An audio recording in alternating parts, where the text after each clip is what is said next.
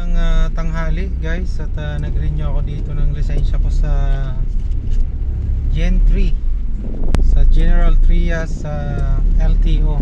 Ayan, 10 taon na guys.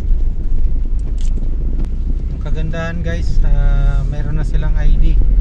Ang una nyo lang gagawin, mag exam lang kayo sa LTO portal, tapos i-print nyo yun pag nakapasa na kayo. Pagdating nyo sa General Trias sa Robinson, magpa-medical kayo. Pagkatapos nyo magpa-medical, pumila na kayo sa LTO para mabigyan na kayo ng 10 taong validity. Pag walang huli pag walang huli. So, hindi rin nila pinapayagan mag-renew yung may mga high blood, no? So, kailangan guys, hindi kayo high blood. At pag 10 taon nga, yun, 2 beses kayo magpapa-medical.